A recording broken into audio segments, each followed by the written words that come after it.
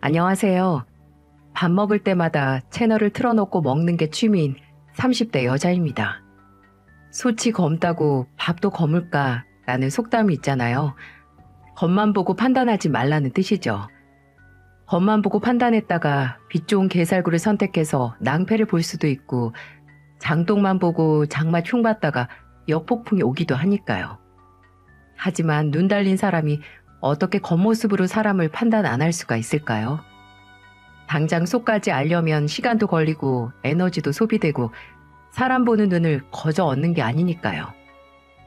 현실적으로 겉모습을 판단을 아예 안 한다는 게 어렵다는 걸 압니다. 하지만 그렇다고 해서 겉모습만 보고 누군가를 하대하거나 무시하는 건 무조건적으로 피해야 하는 일이죠. 전 이번에 저희 아버지를 통해서 겉모습만 가지고 판단하다가 크게 역풍을 맞을 수 있다는 걸 몸소 체험했습니다. 모든 이야기는 제가 예비 남편을 만나면서 시작이 됐죠.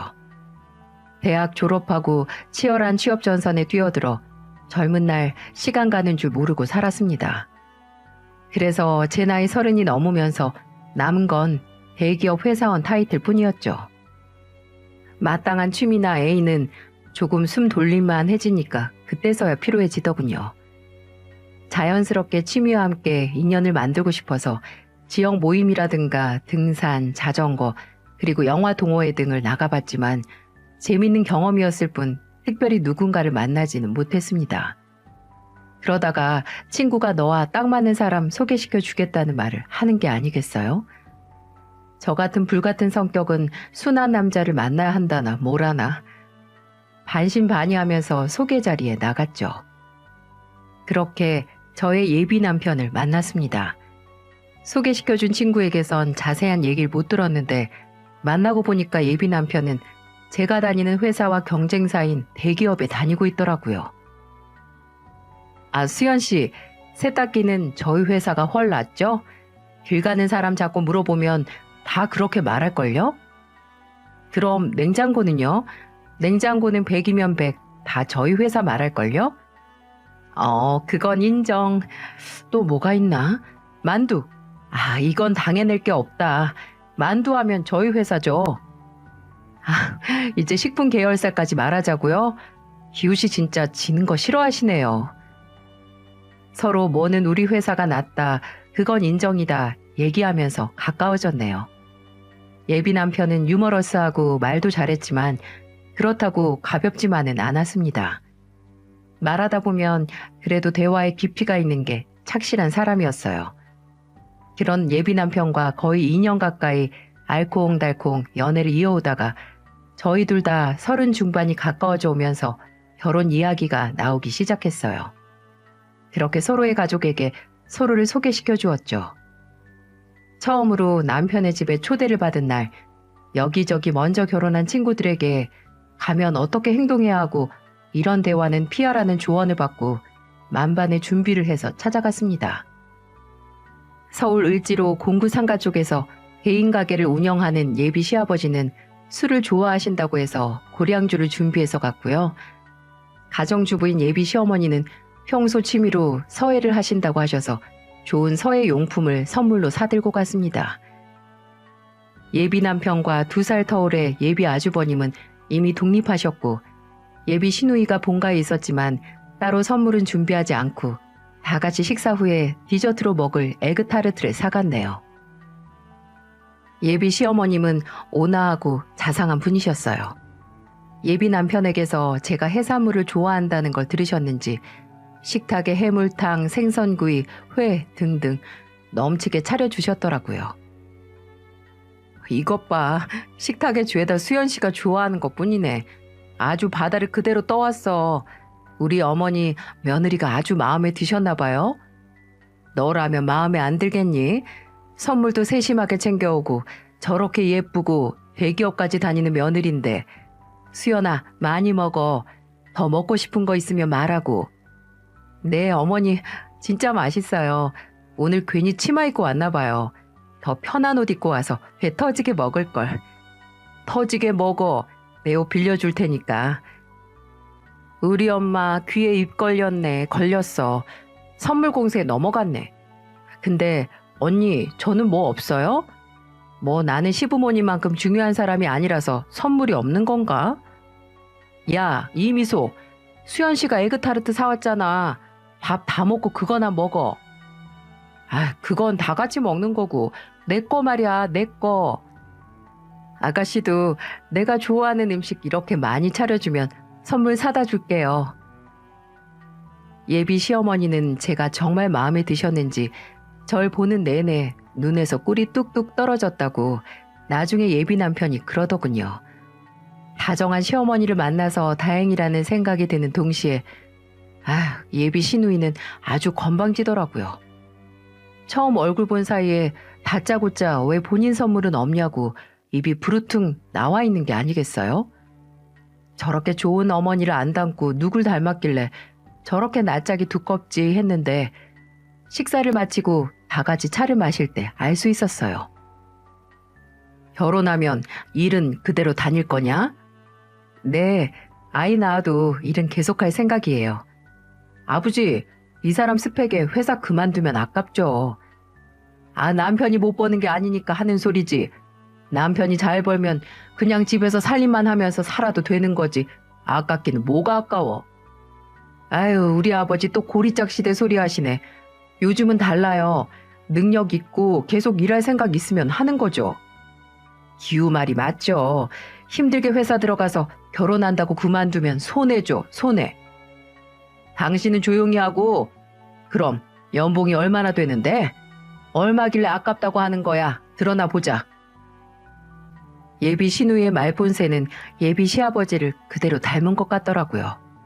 툭툭 던지는 말투와 상대방 생각은 안 하고 그저 뭐든 내뱉고 보는 게 아주 똑같더라고요. 다짜고짜 제게 결혼하면 일은 안 그만두냐고 물어보시고 그 다음엔 바로 연봉 질문이라니. 그날 예비 시댁에서 나오면서 예비 남편은 제게 바로 미안하다고 싹싹 빌었습니다. 본인 아버지 때문에 불편하게 만들어서 미안하다고요. 예비 남편은 본인 아버지가 말을 가려서 못하는 스타일이라고 이해해달라고 했지만 솔직히 기분이 너무 나빴어요.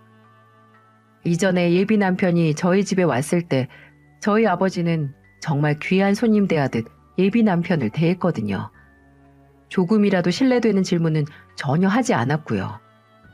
예비 남편도 그걸 아는지 저희 아버지에게 잘하긴 했어요. 저희 집은 어머니가 암으로 먼저 하늘나라에 가시고 아버지와 오빠 이렇게 셋뿐이었거든요. 근데 오빠는 일찍 결혼해서 분가를 해서 아버지가 취미 낚시 친구 없어졌다고 적적게 하셨거든요. 그 빈 낚시 친구 자리를 예비 남편이 채워주었죠. 예비 남편은 아버지와 만난 후에 낚시 얘기를 몇 번 듣더니 바로 아버지를 따라 여기저기 다니기 시작했어요. 낚시에는 영 취미가 없는 못난 딸을 대신해서 예비 남편이 사위 노릇을 톡톡히 했죠.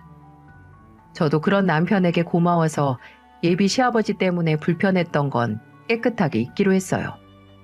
그렇다고 모든 걸 다 넘어갈 수도 없는 노릇이었죠. 서로 가족에게 소개를 시켰으니까 이제 상견례 날짜만 잡으면 되겠다 싶었는데 전혀 예상치 못한 일이 생기더군요.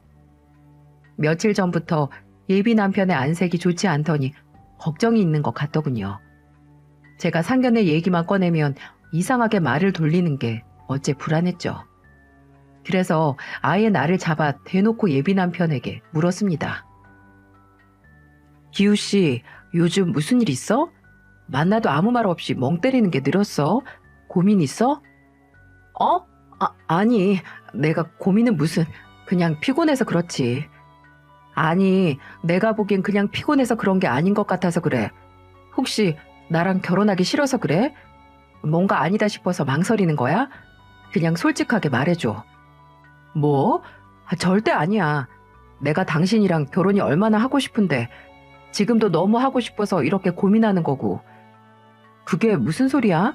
결혼을 너무 하고 싶어서 고민한다니. 혹시 시댁 식구들 중에 나 반대하는 사람 있어? 이게 무슨 날벼락인가요? 예비 시댁에서 식사하고 왔는데 이게 무슨 일이냐고요. 알고 보니 예비 시아버지께서 저와의 결혼을 다시 생각해보라고 하셨다고 하더군요.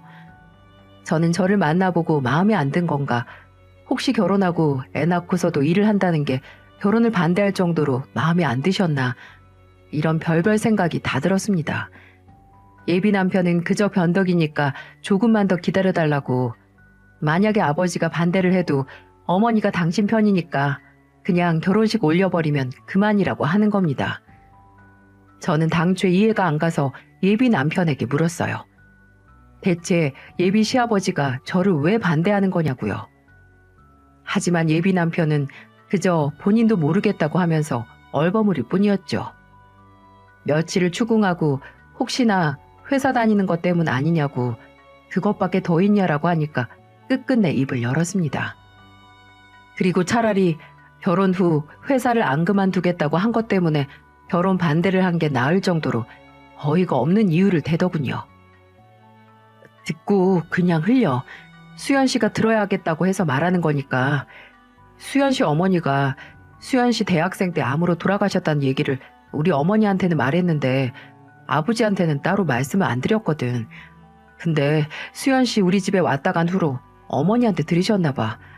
그거 들으시고 우리 아버지가 좀 그래. 사람이 고루해서 이상한 편견이 좀 많거든. 괜히 트집 잡아서 그러시는 거니까 나 믿고 조금만 기다려줘. 설득해서 안 되면 그냥 결혼하면 그만이야. 정말로. 그래서 지금 나 엄마 없다고 결혼 반대하시는 거 맞지? 내가 잘못 이해한 거 아니지? 정말 미안해. 내가 진짜 뭐라 할 말이 없다. 자존감이 와르르 무너지는 기분이었어요.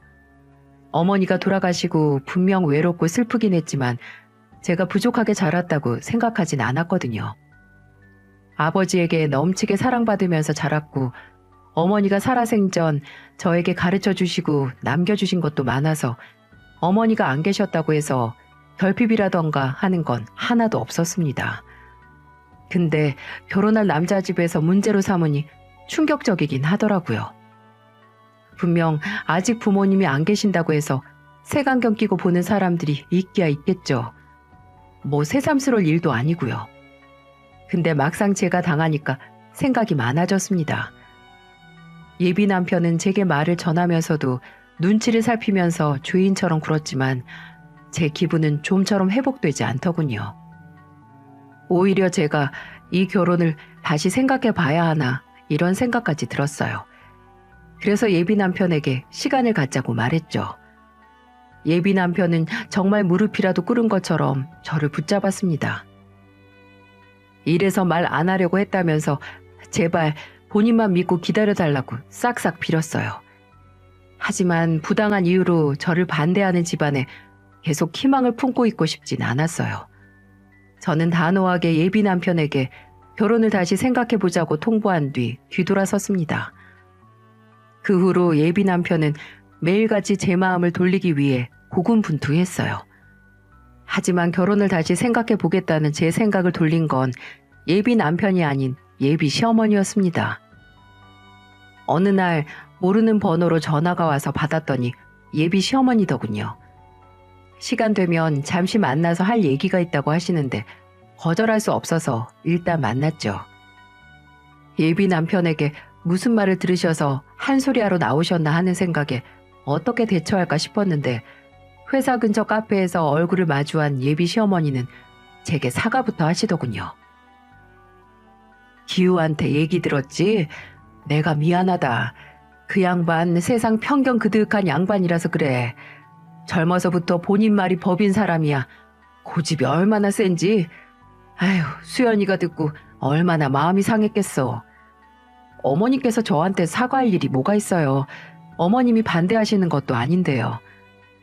그래도 같은 가족으로서 내가 사과를 해야지. 기우한테 결혼 다시 생각해보자고 했다며? 그래, 나 그 마음 이해해. 근데 수연아, 조금만 더 기다려주면 안 될까? 나랑 기우가 그 양반 마음 돌릴 테니까.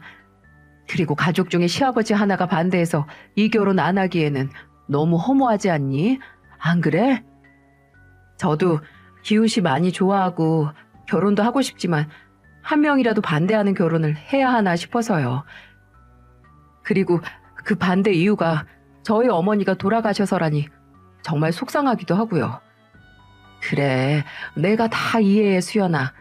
근데 그 양반 반대하는 거 찰나야 찰나. 잠깐 그러고 말 거니까 조금만 기움 있고 기다려줘. 난 수연이가 우리 가족 되면 너무너무 좋겠는데, 어? 예비 시어머니의 간절하고 진심 어린 말에 마음이 흔들렸어요. 그래, 가족 중 한 명만 말 같지도 않은 이유로 반대를 하고 나머지 가족들은 다 내 편인데 뭐가 무서워서 못하나 싶기도 했고요. 예비 시어머니와 대화 후에 며칠을 고민하다가 예비 남편에게 연락을 했습니다. 당장 울음이라도 터뜨릴 것 같은 예비 남편에게 제대로 예비 시아버지를 설득해라. 혹시 결혼 후에도 같은 걸로 말 나오면 그때는 정말 이혼이거나 시댁과 아예 연을 끊는 거라고 못 박았어요. 제가 세게 나가긴 했지만 예비 남편도 받아들였고요. 그렇게 몇 주가 지나 예비 남편은 예비 시아버지에게서 드디어 허락을 받아내고야 말았어요. 어떻게 설득을 했는지는 모르겠지만 예비 남편과 예비 시어머니, 심지어 예비 아주버니까지 예비 시아버지를 설득했던 모양입니다. 예비 시누이를 하나 뺀 가족이 모두 매달리니까 예비 시아버지도 두 손 두 발 다 드신 거죠. 우여곡절 끝에 상견례 날을 잡았어요. 말 많은 예비 시아버지와 다시 마주하는 게 불안하긴 했지만 예비 남편은 그런 제게 본인이 잘 맞겠다며 걱정하지 말라고 하더군요. 근데 원래 안 될 일은 무슨 일이 일어나서든 안 된다고 하잖아요. 저와 예비 남편이 그런 경우였나 봅니다. 문제의 상견례 날 고즈넉한 고급 한정식집을 예약해서 예비 남편과 예비 시부모님, 저와 저희 아버지 이렇게 다섯이서 식사를 했어요. 다행히 초반까지만 해도 예비 시아버지는 분위기를 불편하게 만들진 않으셨고요. 그저 조금 이상하다 싶을 정도로 저희 아버지 얼굴을 빤히 보는 것만 빼고요. 서로 자식 칭찬도 하고 가벼운 일상 이야기와 앞으로 저희 결혼 이야기를 하면서 웃음꽃을 피우고 있는데 요주 인물이 문득 이런 소리를 꺼내는 게 아니겠어요? 근데 사돈어른 혹시 어디서 본 적 있지 않나요? 어째 낯이 익은데? 글쎄요. 산 날이 많으니까 이제 어디서 누굴 보건 기억을 잘 못하긴 합니다. 그리고 제가 좀 흔한 인상이기도 하고요. 아유, 무슨 말씀이세요. 인상이 이렇게 좋으신데 스타일도 깔끔하시고요. 감사합니다, 사부인. 안 그래도 오늘 오기 전에 수연이한테 잔소리 들었습니다. 이발소에서 머리 좀 새로 하고 가자고요. 아버지 머리 안 하신 지 진짜 오래되긴 하셨잖아요. 덥수룩하게 기르시고 수염도 매번 다 안 깎고 오늘도 정장 입으시라고 했더니 깝깝해서 싫다고 하시는 거 있죠? 나이 들면 꾸미는 것보다 그저 깔끔하게 다니는 게 최고야, 최고. 안 깔끔하니까 그랬죠. 녀석 잔소리는. 그래도 장인어른은 키가 크셔서 뭘 입든 태가 나세요. 풍채가 좋으시잖아요. 아, 이제야 기억났다. 그 주차장에서 일하던, 이거 몰라봤습니다. 그때는 지금보다 더 후줄근해서 참 나이도 훨씬 들어 보여서 그때는 노인네인 줄 알았는데 이거 세상 참 좁네요, 좁아. 이게 무슨 소린가요? 주차장? 후줄근? 노인네? 훈훈한 대화 중 갑자기 저희 아버지를 어디서 본 건지 기억이 난 건지 예비 시아버지는 혼자 큰 소리로 말씀하시더군요. 근데 그 내용이 어째 이상한 겁니다. 네? 주차장에서요?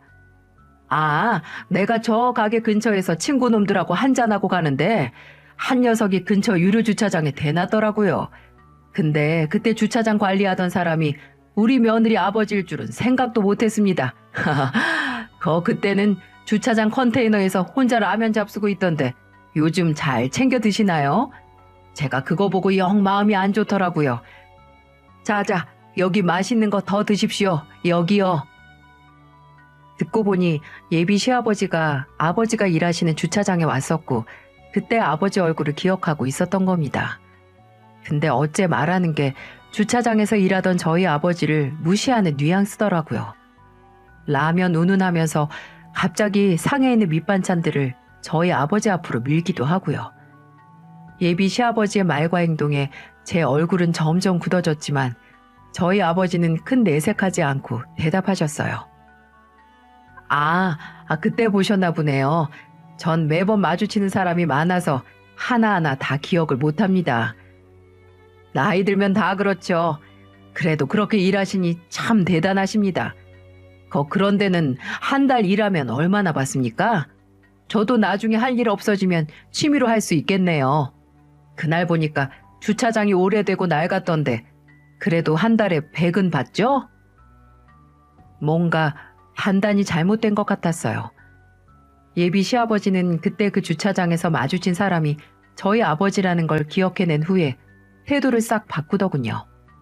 아무래도 저희 아버지가 주차장 관리 요원으로 일하고 있다고 생각을 하고 하대를 하는 것 같았는데 참나 어이가 없었어요. 그 주차장 자체가 저희 아버지의 소유였거든요. 월급 경비원이 아니라 주인이라는 말이죠. 아니 그리고 솔직히 경비원으로 일을 한다고 한들 뭐 어떤가요? 갑자기 태도를 바꿔서 사람을 무시하는 게 제정신인가요? 나이 먹은 어른이 할 행동이냐고요. 저희 아버지는 그저 좋은 날, 좋은 자리니까 참고 계신 것 같았지만 저는 자식된 도리로 더는 참을 수가 없었어요. 아버님, 하고 싶다고 다 할 수 있나요? 그런 것도 자리가 생겨야 하죠. 사돈 어른도 하는데 내가 못할 게 뭐 있어? 사돈 어른, 나중에 좋은 자리 나면 저도 알려주십시오. 아마 요즘 주차장 경비라고 해도 기본 인성은 보지 않을까요? 사람 직업으로 무시하는 사람은 안 뽑을 것 같은데요. 뭐? 너 지금... 수연 씨, 진짜 듣자 하니까 못 참겠네요. 처음 만나는 자리에서 다짜고짜 사람 직업으로 사람 무시하는 게 말이 되나요? 처음엔 저 엄마 없다고 무시하시더니 이번엔 아버지 직업으로 아주 신나게 무시를 하시네요. 이게 어디 어른 앞에서 버릇없이. 수연아, 너 지금 이게... 어머님, 저 지금 눈앞에서 부모님이 모욕하는 말 듣고 할 말 하는 거예요. 아버님, 아무리 사람이 늙어서 생각도 뒤처지고 고루해질 수 있어도 기본은 해야죠. 그저 나이만 먹는다고 어른 되나요? 어른 노릇을 해야 어른이지. 지금 상견례 자리에서 이게 무슨 경우 없는 짓인가요? 수연아, 그만해라 이제. 제가 진짜 도저히 참을 수가 없어서 그래요. 어디 사람 직업만 보고 함부로 판단하는 거예요? 네? 아버님은 누구든 무시할 정도로 되게 잘난 일 하시나요? 그렇게 더 늙어서 취미로 주차장 관리하고 싶으면 연락드릴게요. 이력서 만들어서 오세요. 먹고 살 거 없으면 저희 아버지 주차장에라도. 수연아, 이제 그만하래도. 아무리 제가 부당한 대우에 정당한 반응을 했어도 저희 아버지는 제가 어른에게 고래고래 소리치는 모습을 볼 수 없으셨나 봅니다. 그리고 아버지는 예전부터 돈 문제 때문에 손해보고 상처받으신 기억이 많은 분이셨거든요. 그래서 본인이 무슨 일을 하는지, 재산이 얼마 있는지 이런 종류의 얘기 자체를 극도로 꺼리는 분이시긴 했어요. 그래서 예비 시아버지의 웃기는 오해에도 그 주차장이 내 건데요, 이 한마디를 안 꺼내신 거고요. 근데 거기서 제가 분에 못 이겨 이력서 가져오면 우리 아버지 주차장에 취직시켜 주겠다, 이런 말을 하려고 하니 딱 막으신 거죠. 그런 아버지 뜻을 알고 제가 그저 말을 끝내지 못하고 씩씩거리니까 완전히 아수라장이 된 상견례 자리에서 아버지가 이런 소리를 하시더라고요. 오늘 딸아이가 이런 모습 보여서 죄송합니다. 하지만 제 딸이 이렇게 크게 화난 건 다 이유가 있다고 생각을 합니다. 어느 자식이 부모가 부당한 대우를 받는데 가만히 있겠습니까? 사돈 어른, 참나, 내 이런 경우는 처음 봅니다. 며느리 되래가 시아버지한테 아주 따박따박. 내가 이럴 줄 알고 결혼 반대한 겁니다. 뭐 제대로 보고 배운 게 있어 예의가 있지. 아버지. 며느리? 시아버지? 누가요? 저 이 결혼 안 해요. 아버지 죄송해요. 괜히 시간 낭비만 했네요. 일어나세요. 집에 가요. 수연 씨, 잠깐. 나 잡지 마. 나 우리 아버지 무시하는 집안이랑 연 맺고 싶지 않아. 저는 끝까지 본인 잘못이 뭔 줄도 모르고 예의를 운운하는 예비 시아버지의 모습에 학을 뗐습니다. 그래서 바로 저희 아버지에게 자리를 뜨자고 말을 했죠. 예비 남편도 예비 시어머니도 모두 당황해서 저를 잡으려고 하는데 뿌리치고 나와버렸네요. 저희 아버지는 그저 묵묵히 따라 나오셨고요. 예비 남편도 아직 저희 아버지가 무슨 일을 하는 분인지 모르니까 아마 예비 시아버지는 끝까지 저희 아버지를 주차장 관리하는 사돈으로 오해하겠죠. 참나, 사람을 겉만 보고 판단하는 게 아니라 아예 대놓고 하대를 하다뇨. 그 주차장은 어머니가 살아계셨을 때 부모님이 열심히 돈을 모아서 마련한 소중한 땅이었거든요. 그곳에 주차장을 짓자는 것도 다 어머니 생각이셨고요. 그 땅 매매할 때만 하더라도 그 돈으로 뭐하러 그런 곳을 사냐는 소리 들었다고 하는데 이제는 서울 중심가의 노른자 땅 소리 듣는 곳이에요. 실질적으로도 그렇고 감정적으로도 그렇고 저희 가족에게는 커다란 가치가 있는 곳인데 아무것도 모르는 인간한테 낡았다 오래됐다 이런 소리를 들으니 더 속이 터졌죠. 저는 괜히 저 때문에 모욕적인 일을 겪은 아버지에게 너무 죄송했어요. 그날 이후로 아버지와 대화가 적어지기도 했고요. 저는 너무 죄송해서 아버지 볼낯이 없었고 왠지 모르게 아버지께서도 저와 마주하고 대화를 하지 않으시더라고요. 화가 많이 나신 건지 아니면 제게 실망을 하신 건 아닌가 이런 마음에 불안했어요. 왜 아무런 잘못도 하지 않은 아버지가 이런 일을 당해야만 하는 건지 생각하면 할수록 짜증이 치밀었죠. 예비 남편에겐 그 상견례 사건 이후로 계속해서 연락이 왔습니다. 제게 전화를 걸어 갑자기 본인 아버지 욕을 하면서 제 마음을 달래주려고 하는데 그렇다고 제 마음이 풀릴 수가 있겠어요? 본인 아버지 예전부터 술 문제, 도박 문제로 집안 돈 많이 까먹던 사람이라고, 그런 사람이 인성이 제대로 될 일 없다고 본인이 먼저 연을 끊겠다고 하더군요. 그렇게 말을 해도 제가 매번 무시하고 이제는 다시 연락하지 말라고 난리를 쳐도 포기를 모르더라고요. 솔직히 예비 남편 한 사람만 봐서는 너무 좋은 사람이라고 생각을 했는데 상견례 날 본인이 본인 아버지가 이상한 소리 하면 맞겠다고 했으면서 지키지도 못했잖아요. 그런 사람을 믿고 제가 뭘 하겠습니까? 그리고 예비 시아버지가 미우니까 이제 예비 남편 이름만 봐도 짜증이 다 나더라고요. 나중엔 제가 예비 남편 번호를 차단하니까 이제는 회사 전화로 하고 집 전화로 하는 게 아니겠어요? 문자로도 본인이 아버지와 연을 끊고 살겠다고 제발 다시 생각해달라고 하는데 그냥 예비 시아버지가 될 뻔한 인간과 조금이라도 엮일 수 있는 가능성을 열어두고 싶지도 않았어요. 주말 아침부터 집 전화가 사정없이 울리길래 받았더니 또 예비 남편이었어요. 저는 이제 이 전화도 없앨 거라고 또 전화하면 진짜 신고할 거라고 말하고는 끊었죠. 근데 그 모습을 아버지가 보신 거예요. 또 이서방이냐? 네. 이 전화를 없애버리던가 해야지. 그리고 아버지, 이제 이서방이라고 하지 마세요. 저 정말 결혼 안 해요. 별 가짜는 오해하고 우리 집 무시하는 사람 있는 집안이랑은 절대. 그래, 알겠다.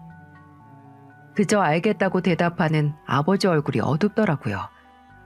시간이 좀 지나긴 했지만 예비 남편에게서 연락이 올 때마다 딸이 파혼하고 사돈 될 뻔한 인간한테 천박한 모욕당했던 기억이 다시 날 테니 아버지 기분도 안 좋을 만 하시죠.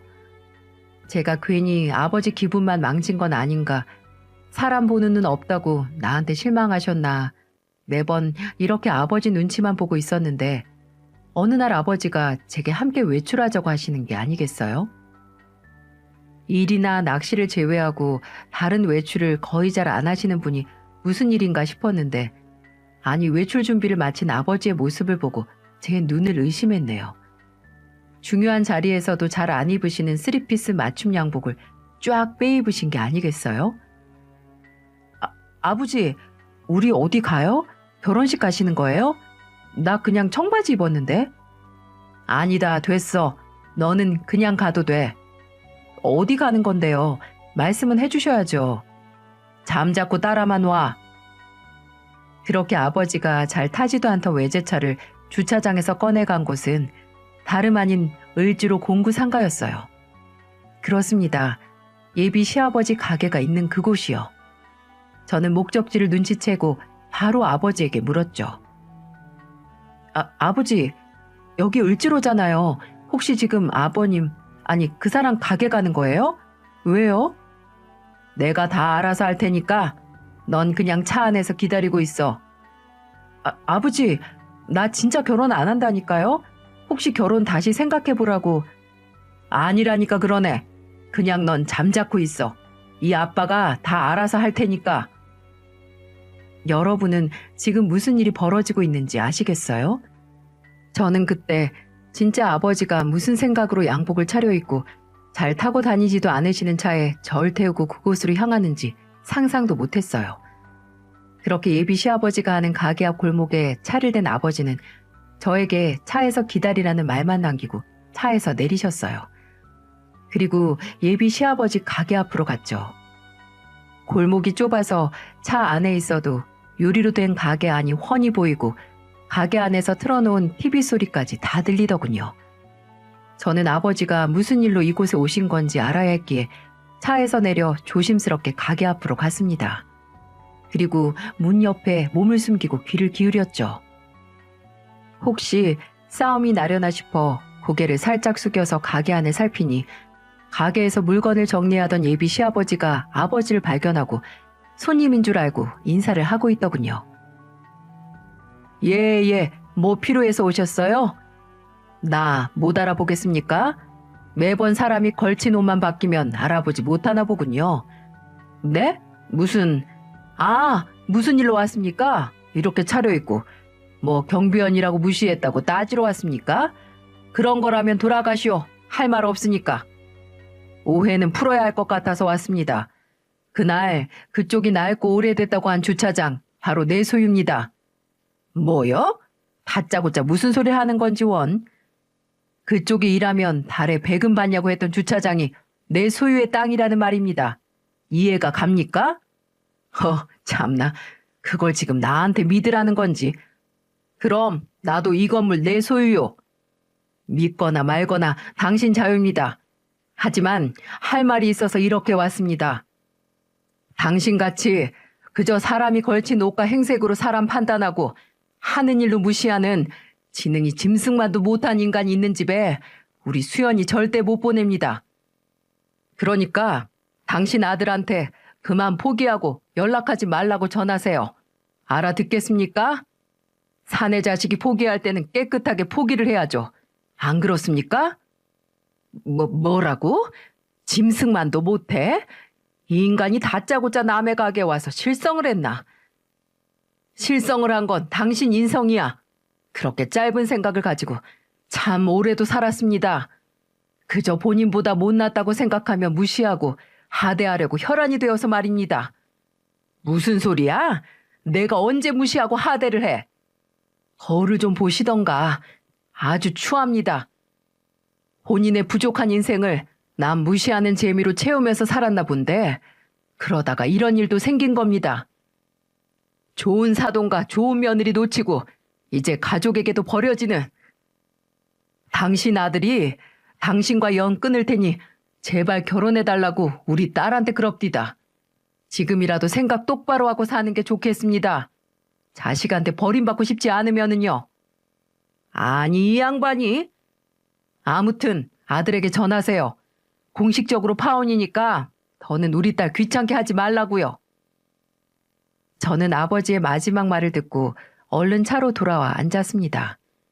얼마 안 있다가 아버지가 돌아오셨고 아버지를 따라 나온 예비 시아버지는 그저 휘둥그렇게 뜬 눈으로 아버지가 탄 차만 바라봤죠. 저는 봤어요.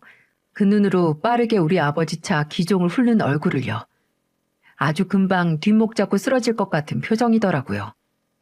차로 돌아온 아버지는 그저 묵묵히 운전을 하셨고 모든 걸 다 본 저도 입을 다물고 있었어요. 왜 아버지가 이곳에 오셨나 했더니 아버지는 상견례 날 못했던 말을 하러 오신 거였어요. 집에 도착해서 차의 시동이 꺼지고 한동안 말이 없던 아버지가 입을 여셨어요. 이제 이서방, 아니 그 자식이 너 귀찮게 안 할 거다. 내가 말했으니까. 그 말 하려고 가신 거예요? 거기까지? 내가 그날 너한테 미안했다. 상견례 날 말이다. 네? 아버지가 왜요? 오히려 제가 죄송하죠.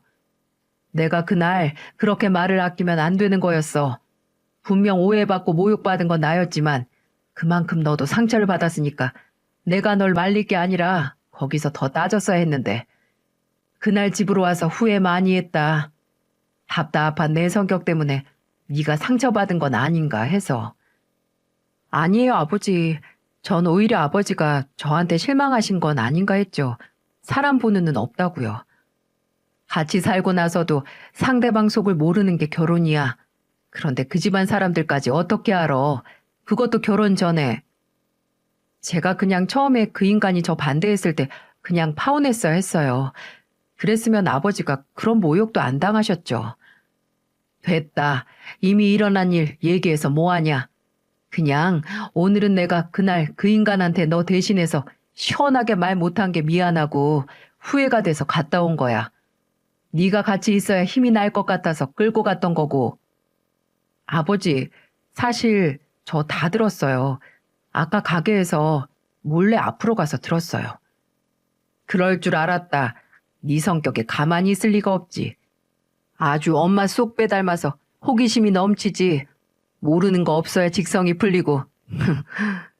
아버지, 말 잘하시던데요? 그 말 하려고 이렇게 맞춤 양복도 입고 가신 거예요? 우리 아버지 진짜 귀엽다니까. 아빠를 놀려 이 녀석이. 그런 인간들한테는 아주 같은 수준으로 갚아줘야 돼. 나는 지금까지 너무 당하기만 했지. 뭐든 그저 허허 웃고 넘기고 뒤돌면 그만이다 하는 마음으로. 근데 자식 앞에서 당하니까 다르더라. 이렇게 딸 앞에서 풀고 나니까 그나마 속이 후련하다, 후련해. 잘하셨어요, 아버지. 저도 속이 후련해요. 그렇게 아버지와 저 사이에 있던 서먹한 기운이 눈 녹듯이 사라졌어요.